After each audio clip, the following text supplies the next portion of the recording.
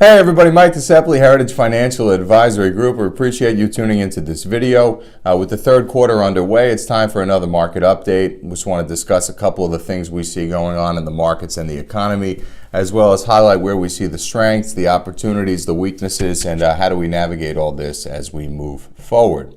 We're seeing a lot of very consistent themes this year in the market, really since the beginning of 2018. I'll go over a couple of those here with you today. So the first is this very visual, very public and protracted trade negotiations between the United States and China. This really started back at the end of January into early February. Initially was perceived as a very big negative by the markets. We saw the markets sell off very precipitously, and they have since recovered as the market has become a lot more resilient around all this trade war chatter. We still maintain the belief that we will not end in a trade war with China. We do think there will be some concessions made, but nonetheless, we do expect these negotiations to carry on for some time. The United States has introduced tariffs into the mix now as a tool for leverage. We do expect there will be some sort of Chinese response, but the reality is, guys, that China cannot get on without the United States. They send a ton of exported goods here every year. I think in 2017 alone, about $550 billion worth of goods. And don't get me wrong, we do send a lot of product there as well, but it's a major imbalance in China's favor. So we continue to believe that there will be some concessions made, which will be seen as a large victory by the markets and the economy. What would a small concession from China look like? Perhaps they agree to lower the tariffs that they have on U.S. automobiles entering their country. Currently, I believe at 25%, while we only tax their autos coming in at 2%. So you can see just one thing right there, a major imbalance. So there is a lot to work with here for the Trump administration, and hopefully they're able to get a means to an end here and to have some sort of a positive negotiation. We do expect that this will take a couple months to play out.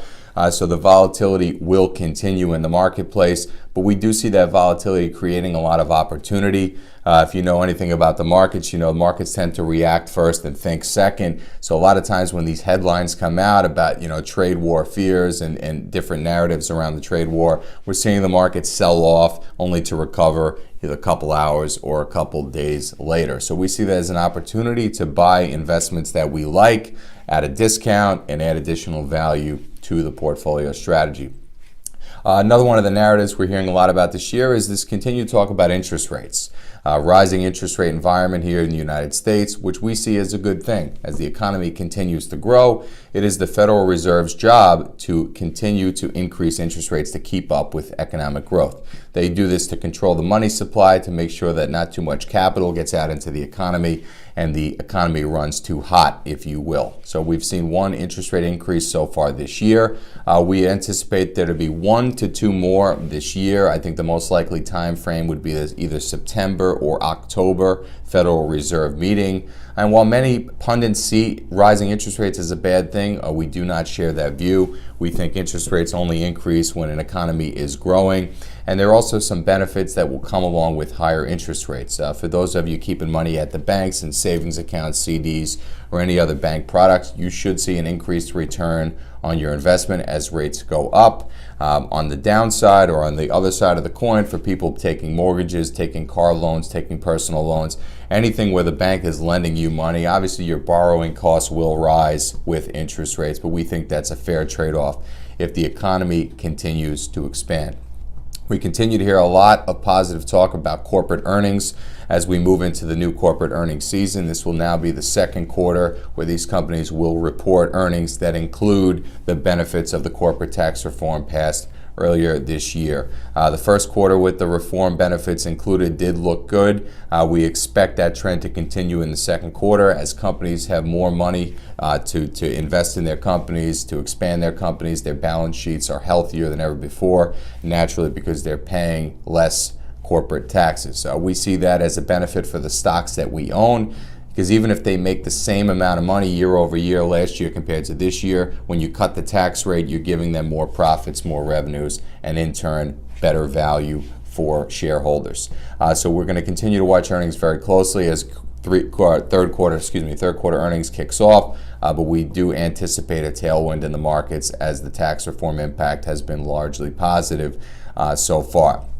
Now, as far as what we like, where we want to invest, where we see opportunities, we think the best bet right now for our money is focusing on United States domestic companies, companies that derive all their profits and revenues right here in the United States. You hear us talk about this a lot. We call these our small cap investments. And there's really two main reasons why we think that's the place to be. Number one, because companies that do all their business in the United States will have a greater impact from the corporate tax reform than, say, companies that do half of their business here and half of their business globally. And the second reason is these domestic United States-based companies do not worry about international trade war chatter. They don't react nearly as negatively to some of the narratives that have been coming out of these negotiations with the United States and China.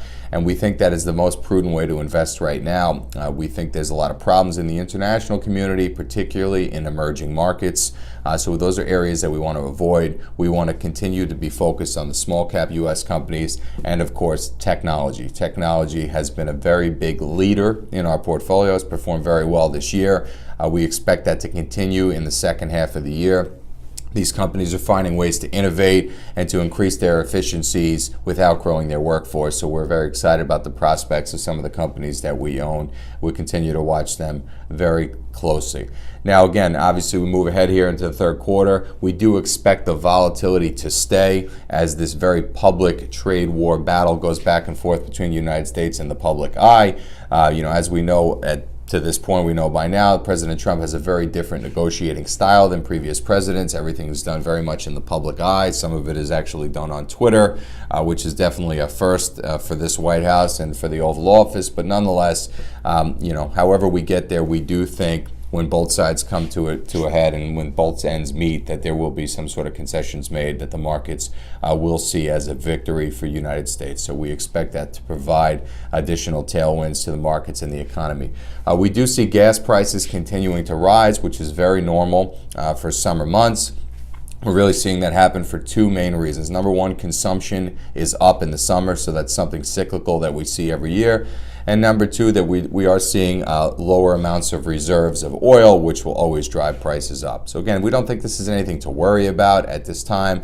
We have read some things in the news, talking about how the rise in gas prices will offset the tax cuts that were passed earlier this year.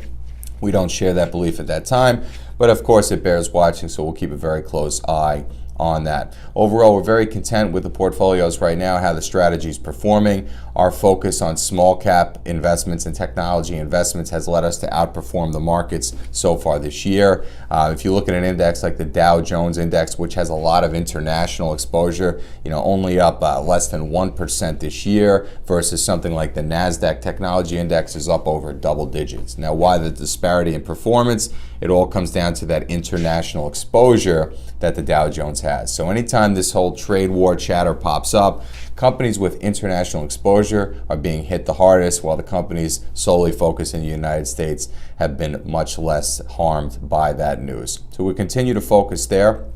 But if you have any questions, please reach out to me. We love to chat about markets, economy, portfolios, whatever it may be, whether it's something specific to you or just a broader question about the economy.